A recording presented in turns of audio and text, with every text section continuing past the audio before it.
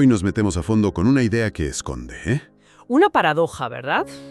Exacto, una paradoja fascinante. Por un lado tenemos un mensaje de salvación que se presenta como algo universal, divino. Para todo el mundo, sí. Para todo el mundo sin excepción.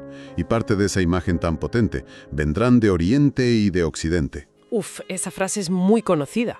Pero, y aquí es donde la cosa se pone interesante, este plan que parece cósmico depende por completo de gestos humanos, pues increíblemente pequeños, cotidianos. Ahí está el choque. ¿Cómo puede ser que algo tan grande dependa de algo tan pequeño?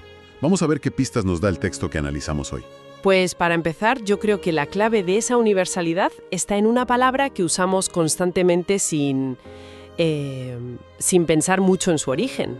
¿Cuál? El texto subraya que cuando la Iglesia se define como católica, no es un simple nombre. Claro. Viene del griego católicos, que significa literalmente universal. Y esto nos lleva a una distinción que a mí me parece crucial. A ver. No se trata de la Iglesia de España o de Italia, como si fuera una franquicia, Entiendo. sino de una única comunidad que peregrina en distintos lugares del mundo. Es un matiz sutil, pero bueno, lo cambia todo. Entendido. Es una idea de pertenencia global, no local. Pero esto me hace pensar. Dime. En la práctica, muchas veces vemos la fe muy ligada a identidades nacionales, culturales muy fuertes. ¿No hay una tensión ahí? Claro que la hay. Entre ese ideal de peregrinar en un lugar y la realidad de ser de un lugar. ¿El texto dice algo de ese choque? No lo aborda de frente, pero lo implica al insistir en que el mensaje trasciende esas barreras. O sea que... La lógica que presenta es que si la invitación es para los de Oriente, los de Occidente, los del norte, los del sur, los pobres, los ricos, pues entonces ninguna cultura o nación puede reclamarlo como algo exclusivo. ¿Tiene sentido? La fe se encarna en una cultura, pero no se agota en ella. Exacto, esa es la idea. ¿De acuerdo? Entonces, si la invitación es para todos, ¿cuál es el mecanismo que se propone para que esa salvación se haga realidad? Pues el punto de partida es una afirmación muy directa, de San Pablo. Dios quiere que todos los hombres se salven. ¿Una declaración de intenciones total? Totalmente. Y para ese deseo universal se presenta una solución que también es universal y única. Por la sangre redentora de Cristo. Es la llave maestra, por así decirlo. En la lógica del texto, sí.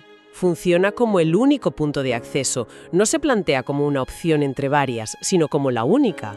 Y aquí, claro, volvemos a nuestra paradoja. Claro, porque si hay una sola puerta abierta para miles de millones de personas, la pregunta es obvia. ¿Cómo se enteran? ¿Cómo saben que esa puerta existe y dónde está? Pues ahí es donde entra el factor humano.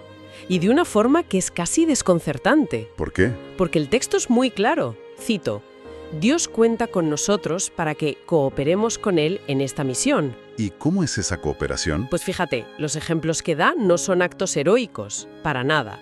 Son la colecta del día de la misión, el anuncio en casa en el día de la familia o simplemente el testimonio en el trabajo. O sea que este plan de salvación a escala cósmica, este mensaje tan universal, ¿depende de que alguien eche unas monedas en un cesto? O de que hable de su fe con un compañero de oficina, ¿sí? Visto así, suena casi, no sé, anticlimático. Pero me pregunto si esa es precisamente la idea central. Yo creo que sí. Que lo universal no cae del cielo, sino que se construye desde lo particular, gesto a gesto. Totalmente.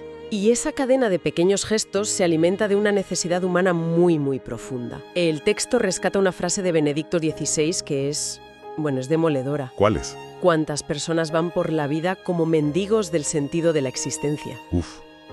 Esa imagen es potentísima. Mucho. Mendigos de sentido. Describe una sensación de vacío que creo mucha gente puede reconocer. Tenga las creencias que tenga. Te hace pararte a pensar. Sin duda. Y conecta la misión de cooperar no solo con una recompensa futura, sino con una respuesta a una angustia muy de ahora. Claro. El mensaje que se transmite en esos pequeños actos, según la fuente, no es solo teológico, es profundamente personal, existencial. Es decirle al otro, oye, tu vida tiene un sentido y eres amado. Es una respuesta directa a esa mendicidad de la que hablaba el Papa. Justo. Así que todo encaja. Tenemos una idea universal, un mecanismo único de salvación y una red de difusión basada en la cooperación humana.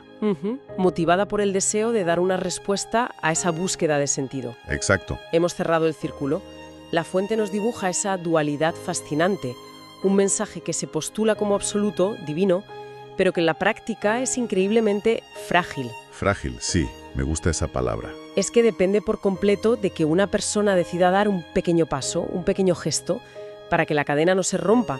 Sin ese testimonio individual, la gran idea universal se queda en silencio. Y eso nos deja con una reflexión final que va más allá de este texto, me parece a mí. A ver, dispara. El mecanismo que describe es en el fondo el de cualquier gran idea, sea política, social o científica. ¿Cuántas ideas capaces de cambiar el mundo han dependido de esa misma dinámica? De que una persona se la cuente a otra. Exacto, quizás con un café de por medio. Nos hace pensar en cuántas grandes ideas estarán ahora mismo esperando, en silencio, su pequeño gesto para empezar a caminar.